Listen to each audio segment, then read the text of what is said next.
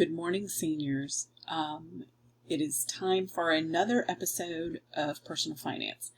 So let's see if I can take this to full screen. There we go.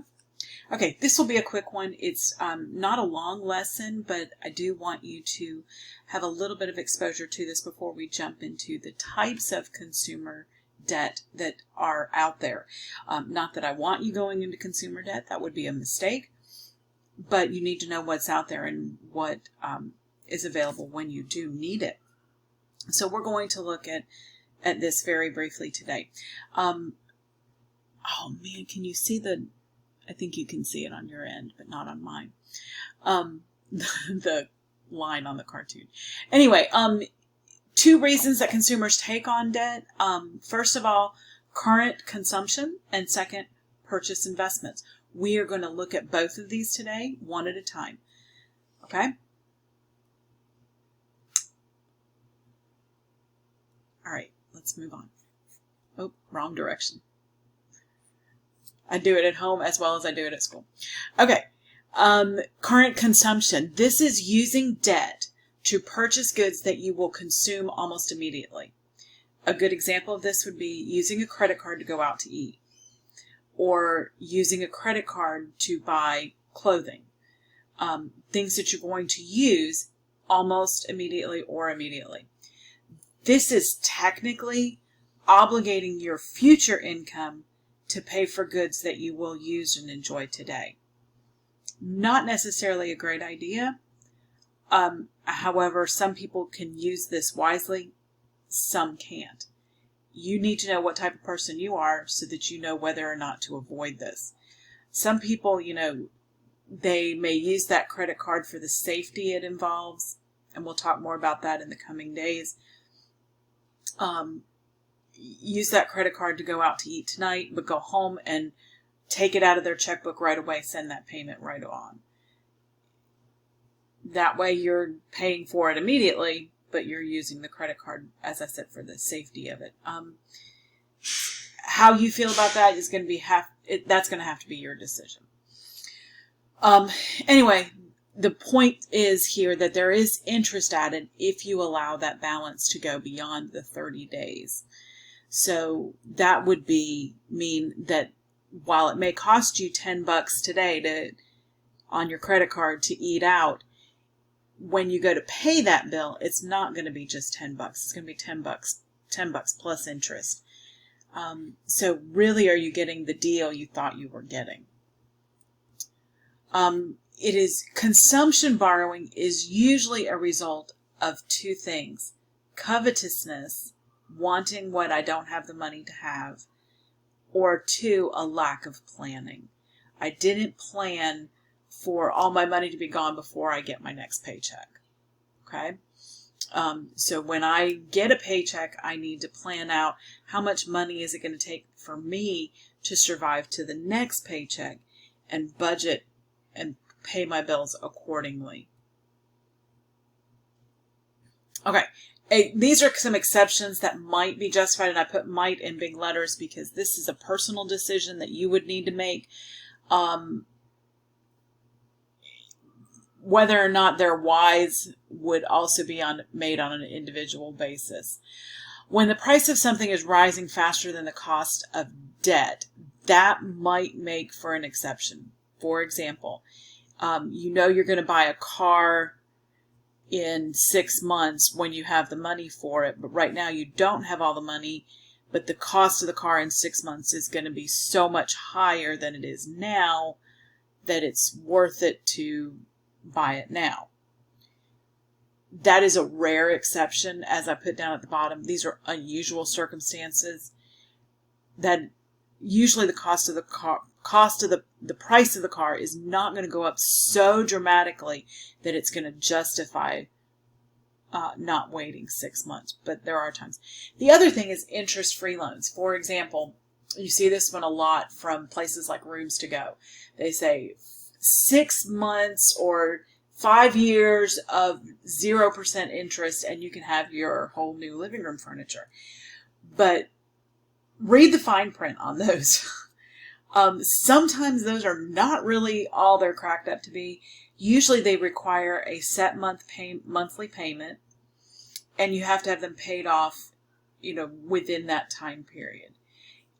Sometimes those are good, especially if it's something that you desperately need. But sometimes it's not worth the hassle that it is to go through those. But again, they should always be weighed carefully, regardless of what with regard to your current circumstances, I should say. Okay. The second type of borrowing is investment borrowing. This is the calculated use of debt to purchase goods that will increase in value, produce future income, or reduce expenses. So we're going to look at each of those three reasons individually. So investment borrowing is for increasing in value, producing future income, or reducing expenses. Okay, so the first one would be appreciating assets. This would be like real estate. There are not too many people in the world who can afford to go out and pay cash for a house. That would require a lot of savings, and a lot of saving over a long time. But it's possible.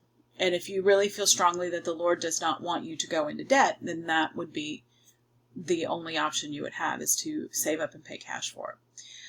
Art and antiques are also appreciating assets. A car is not an appreciating asset. So really, should you ever borrow money to get a car? Well, we'll talk about that on the next slide. You need to carefully consider these purchases, though, because even real estate is not always going up in value. And depending on the interest rate on your credit card, art and antiques are not going to increase in value significantly enough to warrant borrowing money to buy them.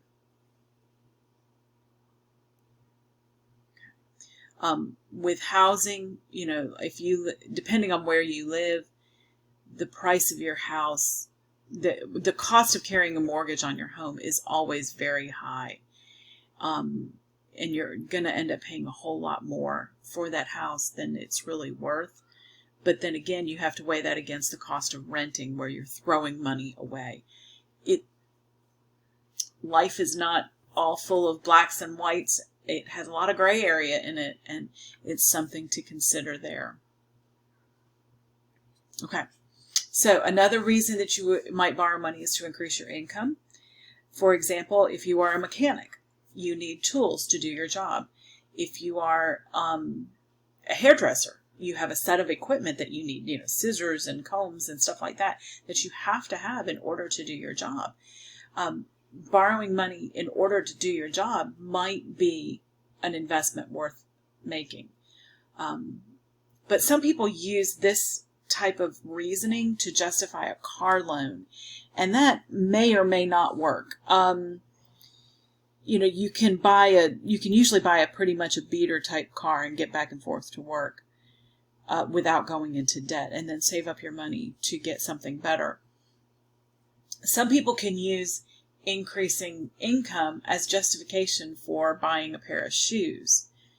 I have to have shoes to go to work. Well, right now I don't. I have slippers on my feet, but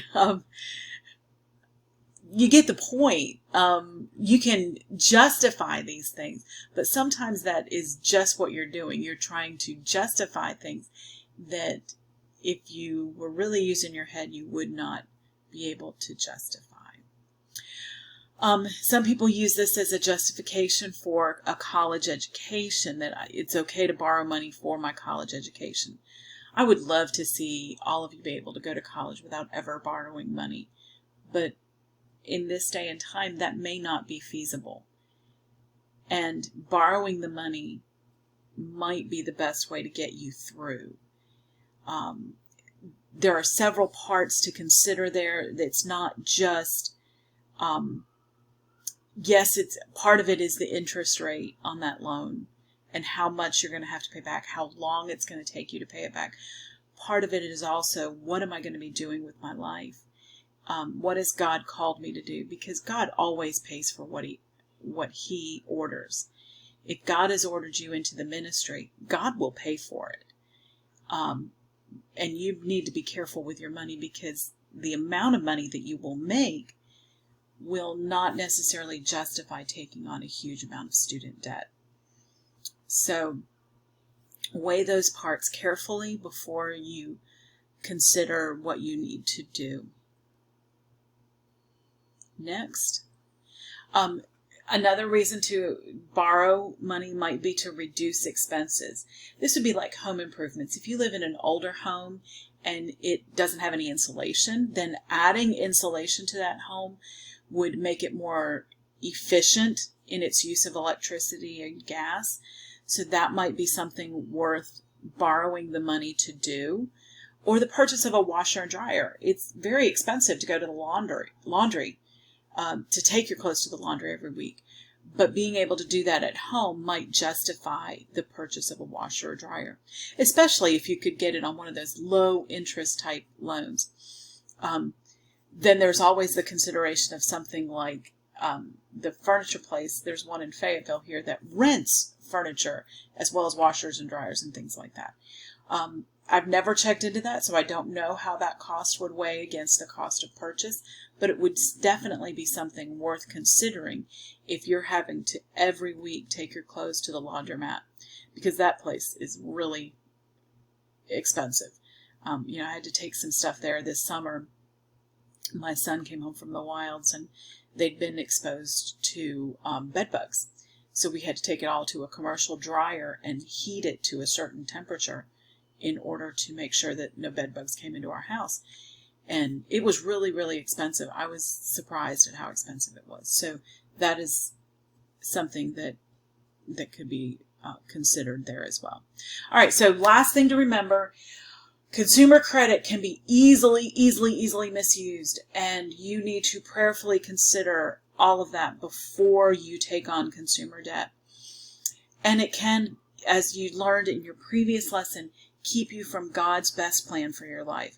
So it is definitely worth contemplating prayerfully, making sure that that's what God wants you to do before you step foot into that realm. Okay, so that's it. Brief video today, and we will pick up. I already put a quiz on Google Classroom for you over the previous 2 lessons. This is a new lesson. It will have a workbook page to go with it. You submit that to me, and then I think our next lesson will be on Thursday. Okay? Y'all have a great day. I miss you very much.